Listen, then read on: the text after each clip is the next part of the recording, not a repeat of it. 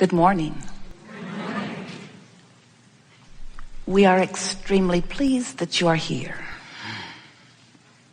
It is good to come together for the purpose of co-creating. Do you agree? Yes. You're knowing what you are wanting? More or less. You are enjoying the expansion of your desire? Really? Your desire still feels fresh to you. When an idea occurs to you, it feels life-giving, it calls you. That's a wonderful way to feel, isn't it?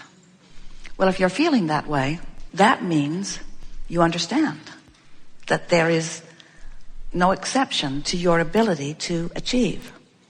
That if this time-space reality can inspire a desire, this time-space reality has the ability to deliver it to you in its fully manifested, fleshed out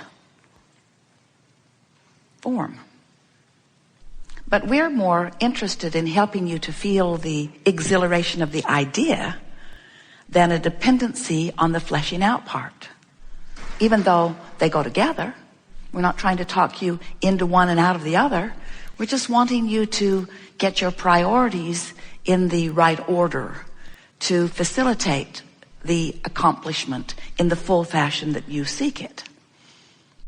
Are you beginning to recognize that once that's done, once you put the answer to your question there, or the solution to your problem there, or the expansion to your dreams there, that once you put it there, once life helps you put it there, that it's a done deal? Do you know that? Not so much.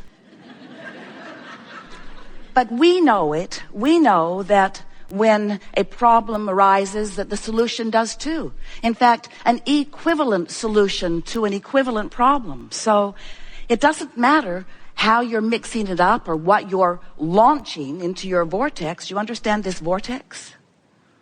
It's a little odd initially and conceptually, but it is our desire today to help you to understand this conceptual idea of this vortex until it becomes a reality that you feel in your belly, because we want you to return to the creative genius that you were born to be, that you were on the day that you were born. We want to help you to release some of the things that you've picked up along your physical trail that are causing resistance or hindrance to your full realization of the creative power that you hold. It's an interesting thing, we know. It's a bit odd to play with us. There's this man who calls his wife Abraham. That in and of itself has to be odd. We've noticed you're not trying to explain it to so many. And this woman must be a split personality, because she continually refers to herself as we. And she draws a big circle on the floor and calls it a vortex and tells you you should go there. So we know that conceptually you get it, but it is our desire today that you don't just conceptually understand it, that it's not just an idea that sort of kind of makes sense, but instead it's something that you remember, because we promise you that the larger part of you knows it. And this physical part of you will remember it here today, because you're already in the proximity, and we're going to lure you into the vortex, where you will remember fully. So we could say to you, in fact we will, that this first manifestation is a general manifestation, in that I feel good just because I want to, or I feel good because I'm anticipating things coming, don't know what, don't know where, don't know when, don't know who necessarily, and don't need those specifics to feel good. That's the point that we want you to come to.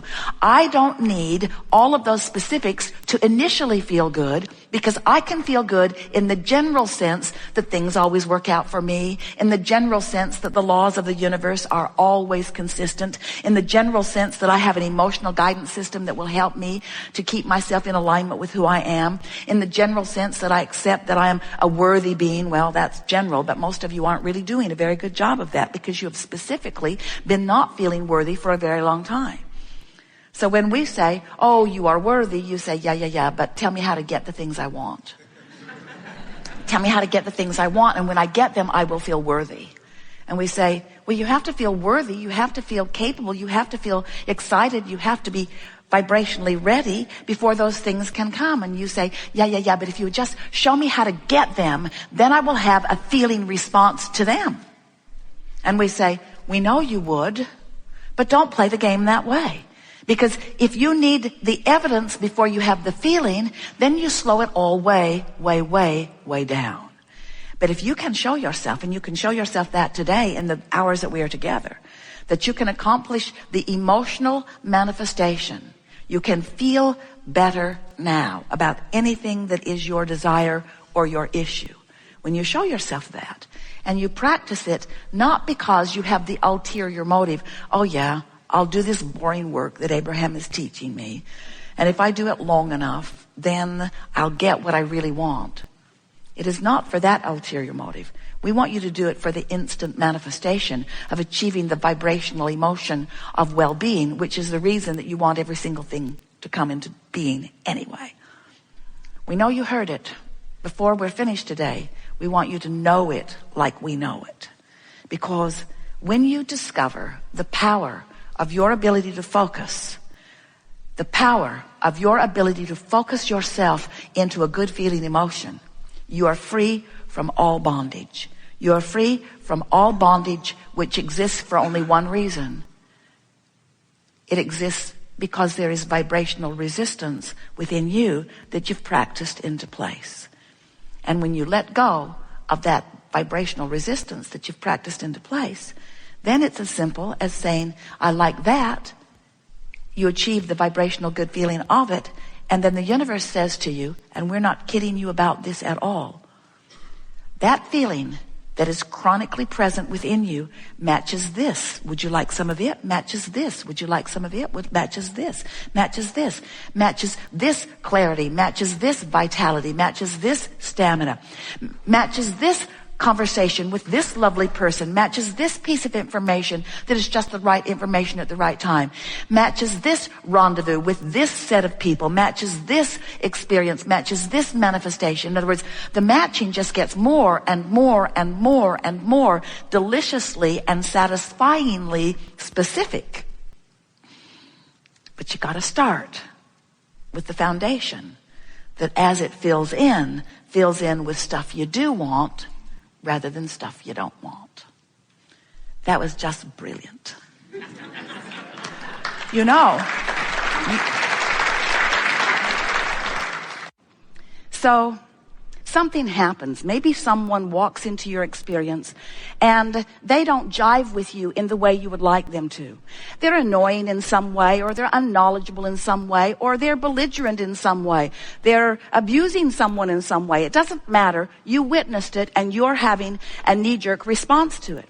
And as you're having this negative emotion, the reason you're having the negative emotion is because you're responding to it in the way that you are. And if you feel negative emotion, it means that your inner being is responding to it in an entirely different way. In other words, what you're feeling isn't about what you've witnessed. It's about your relationship with the larger part of you who's having a different experience. Can you hear that?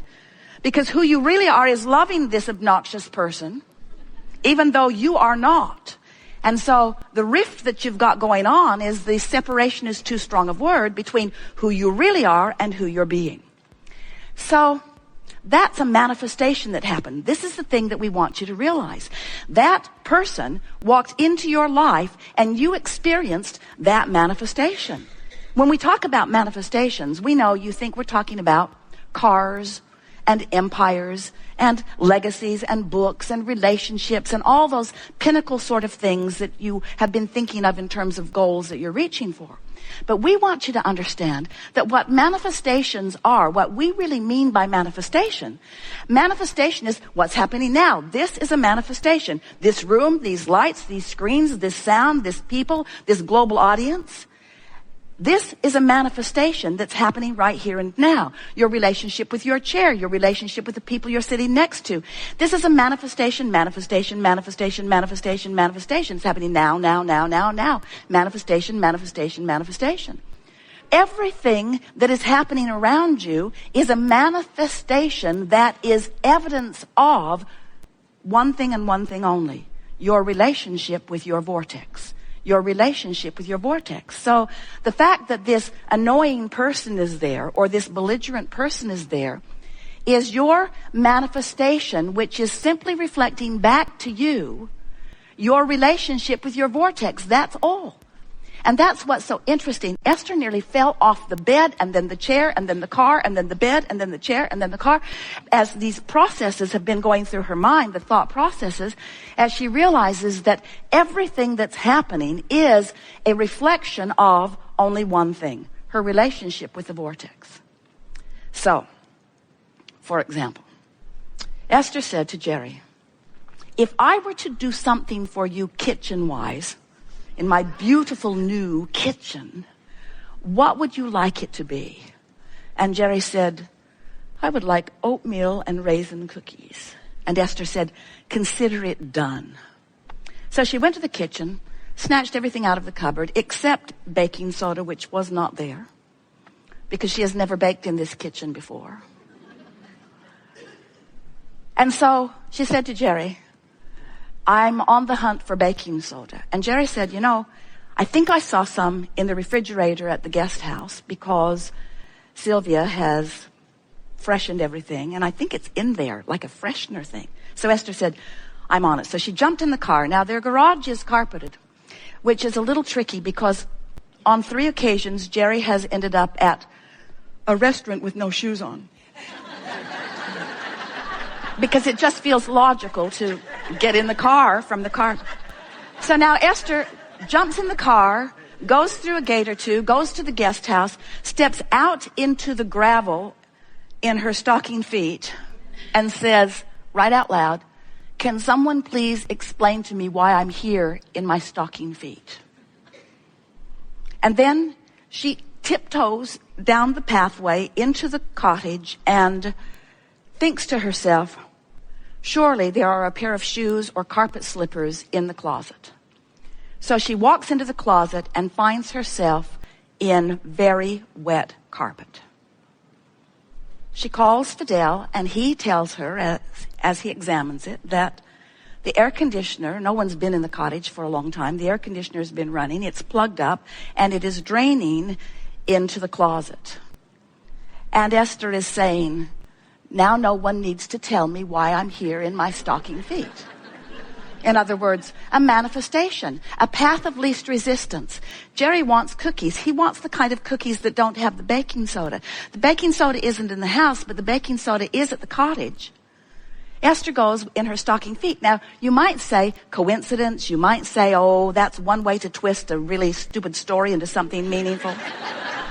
But what it is the path of least resistance manifestation, because things are always working out for you. You see, things are always working out for you. Esther could not get back over to the house to tell Jerry fast enough. She wasn't even upset that the house smelled funky, or that the carpet was wet, or that she didn't know what the problem was. She was exhilarated that the universe had delivered to her an answer to a problem she did not even know she had. Because things are always working out for her. You get what we're talking about. Manifestations. So, do you believe that when you launch a rocket that your inner being actually embraces it and becomes it? Do you know that when you're sick, vibrationally you're weller? That when you don't have enough of something, that vibrationally you have more of it? That when you're confused, vibrationally you're clearer? In other words, this is the way this dynamic universe and the evolution of all species occurs. So there is this vibrational part of you who is calling you home, calling you home, calling you home. And we want to say to you, you're going. The question is, are you going willingly? Because if you relax into it, if you just let go, if you just acknowledge you've done the work, the isness of the vibrational reality is in place. The cooperative components have already been assembled. They will show you amazing things. You will defy the logic of all kinds of people as this vortex does its work. The question is, where are you in vibrational relationship to?